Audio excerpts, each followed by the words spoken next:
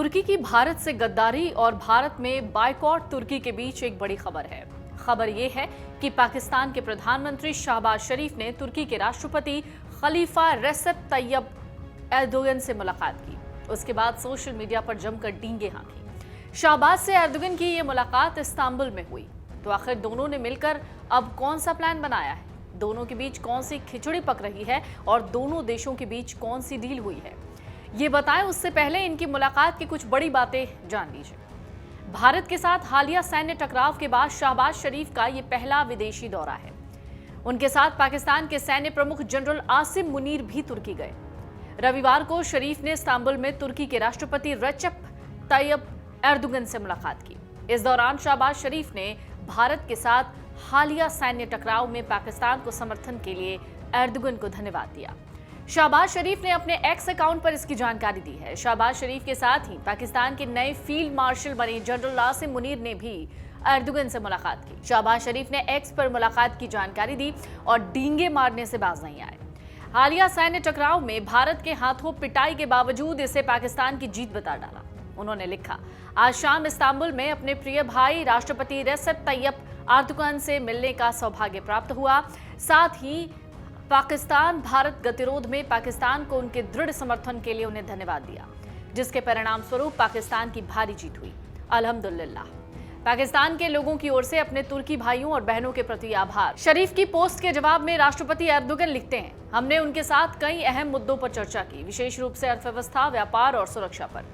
हमने हर क्षेत्र में तुर्की और पाकिस्तान के बीच गहरे ऐतिहासिक, मानवीय और राजनीतिक संबंधों को मजबूत करने की अपनी इच्छा की पुष्टि की और उसे मजबूत किया। जैसा कि मेरे प्यारे भाई शहबाज ने कहा, हमने अपने देशों और लोगों के बीच अटूट संबंधों, सहयोग, एकजुटता और भाईचारे को और मजबूत किया है। मैं शरीफ के माध्यम से अपने पाकिस्तानी भाइयों को अपना हार्दिक प्यार व्यक्त करता हूं। तो ये बैठक ऐसे वक्त पर हुई जब भारत और तुर्की के राजनयिक संबंध तनावपूर्ण बने हुए हैं। ऑपरेशन सिंदूर के बाद पाकिस्तान का साथ देने के लिए भारत में तुर्की के सामान और सेवाओं का बड़े पैमाने पर बहिष्कार हुआ है। तुर्की एकमात्र पश्चिम एशियाई देश था जिसने इस अभियान की खुलकर आलोचना की और पाकिस्तान का समर्थन किया। इससे अंकारा और नई दिल्ली के बीच मतभेद गहरे हो गए। तो इस मीटिंग का मकसद क्या था? तुर्की के राष्ट्रपति कार्यालय के एक बयान के मुताबिक बैठक का मकसद दोनों देशों के बीच संबंधों को मजबूत करना था, विशेष रूप से ऊर्जा, व्यापार, परिवहन और रक्षा क्षेत्रों में। एर्दोगन ने खुफिया जानकारी साझा करने और आतंकवाद विरोधी जैसे क्षेत्रों में तुर्की और पाकिस्तान के बीच गहन सहयोग के महत्व पर जोर दिया। उन्होंने कहा, क्षेत्रीय स्थिरता सुनिश्चित करने के लिए दोनों देशों को मिलकर काम करना जारी रखना चाहिए। उनके कार्यालय ने कहा, आतंकवाद के खिलाफ लड़ाई में शिक्षा, खुफिया जानकारी साझा करने और तकनीकी सहायता में एकजुटता बढ़ाना तुर्की और पाकिस्तान के हित में है। दोनों राष्ट्राध्यक्षों के बीच मीटिंग के बाद तुर्की के डायरेक्टर ऑफ कम्युनिकेशन ने एक बयान जारी किया। मीटिंग के वक्त राष्ट्रपति एर्दोगन ने कहा कि तुर्की और पाकिस्तान अपने संबंधों को आगे बढ़ाने और $5 बिलियन के व्यापार के लक्ष्य को हासिल करने के लिए कदम उठाना जारी रखेंगे।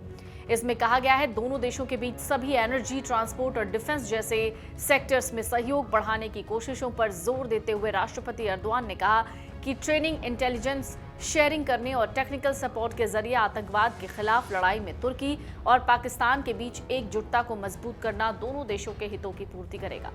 उन्होंने कहा, Istanbul, Tehran, Islamabad railway line को और ज्यादा कुशल बनाया जाना चाहिए और एजुकेशन सेक्टर में ठोस कदम द्विपक्षीय संबंधों में योगदान देंगे।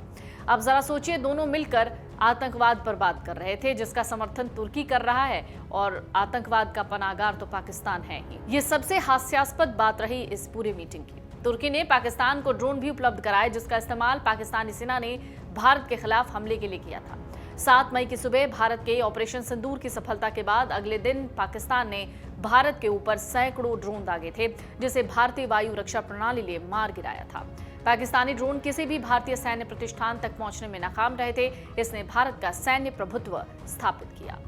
अगर आप ये वीडियो YouTube पर देख रहे हैं तो हमारे चैनल को सब्सक्राइब कर बेल आइकन दबाएं और Facebook पर देख रहे हैं तो हमारे पेज को लाइक करें।